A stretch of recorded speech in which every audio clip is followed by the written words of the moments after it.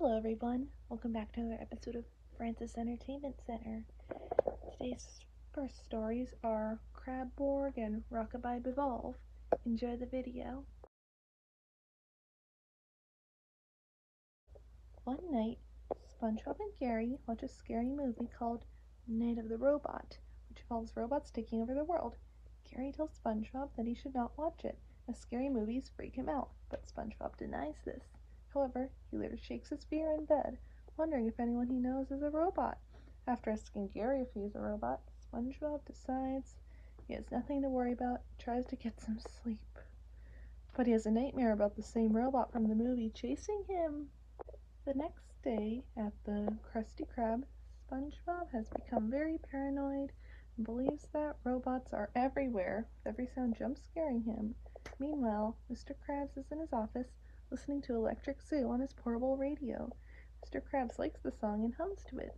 SpongeBob later walks past Mr. Krabs' office and overhears him saying he feels completely recharged.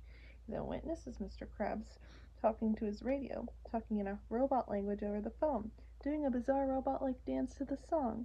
This convinces SpongeBob to believe that Mr. Krabs is a robot imposter, and he relays this information to Squidward. Squidward does not believe him, so SpongeBob tries several tests to prove that Mr. Krabs is a robot. First, he tests Mr. Krabs' sense of humor by having Squidward tell a joke, but Mr. Krabs does not laugh. SpongeBob says that this is because he's a robot, as robots do not laugh, but Squidward says that he's obviously heard it before. SpongeBob then tests Mr. Krabs' emotions by telling him that Squidward's father never hugged him to see if he will cry. Mr. Krabs says that although it's a little sad, Squidward can hug himself during his break. This further worries SpongeBob, but Squidward says that this is ridiculous and that his father loved him very much. This reminds SpongeBob of the third and final test, the love test. SpongeBob tells Mr. Krabs that Squidward loves him, but he simply tells him to get back to work. Back in his office, Mr. Krabs' radio breaks. He decides to give the batteries to Pearl for her Christmas present. A timer rings, and he grabs a pair of tongs and removes his hard-boiled egg from a pot of boiling water, ready to eat it.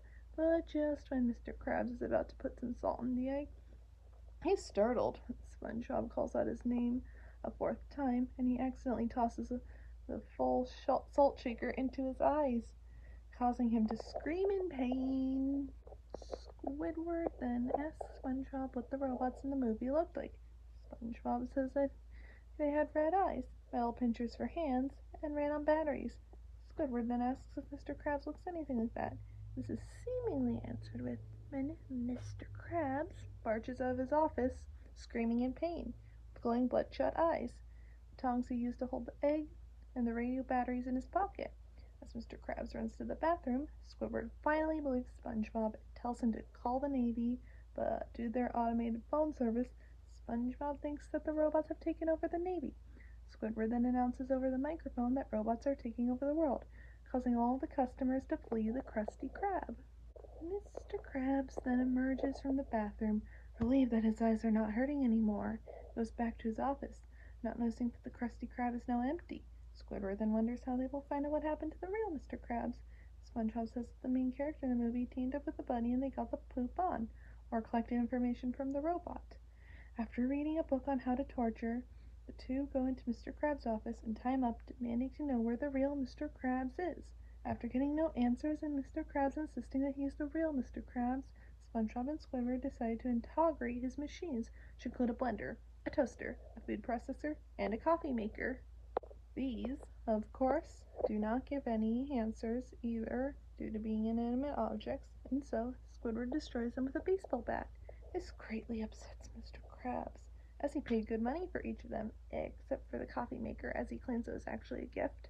He finally breaks down crying when SpongeBob brings in his most valuable robot, the cash register. He also mentions laughing with it and loving it, revealing that he is not a robot. Seeing that Mr. Krabs is telling the truth, Squidward then asks SpongeBob how the movie ended. SpongeBob, while thinking the ending was great, remembered that the ending revealed the robot invasion was just in the character's imagination. There was no robots after all. Realizing his mistake, SpongeBob declares that this is time to feed Gary and runs off, leaving Squidward to take the heat for Mr. Krabs for pointlessly destroying the machines and falsely accusing him of being a robot. As a nervous Squidward grabs a broom and begins sweeping the mess, furious Mr. Krabs growls and screams, "Squidward!" One day, after chatting with each other, SpongeBob and Patrick hear a noise that they suspect is one another, but realize it's coming from a baby scallop in the middle of a coral plant who is alone and helpless with no parental guardian and has yet to develop the ability to fly. SpongeBob and Patrick take him in the farmer's house, name him Junior, and raise him as their baby. SpongeBob as the mother and Patrick as the father.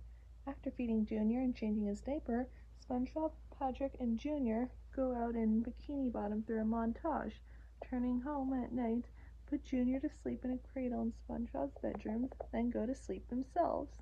The next morning, Patrick eats breakfast, then explains that he has to go to work since he is the father, leaving SpongeBob to do housework.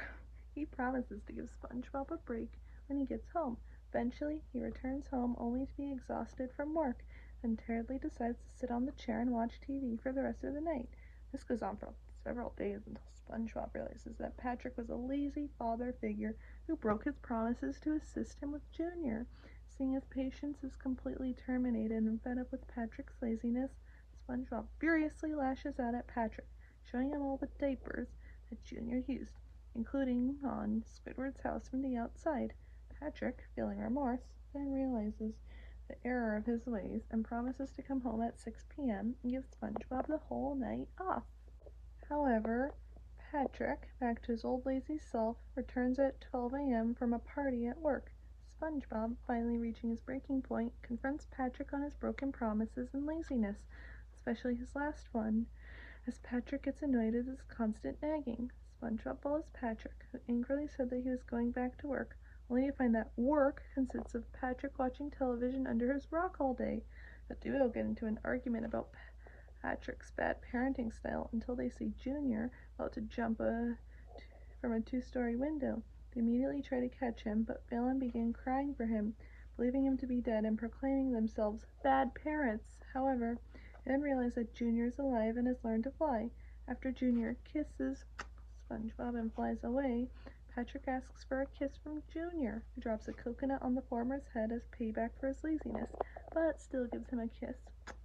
After SpongeBob and Patrick say goodbye to Junior, they are proud to have looked after him. Patrick, learning his lesson, reconciles with SpongeBob by teasingly suggesting he would have another baby, shocking SpongeBob, knowing that he'll probably do the same thing when they were taking care of him.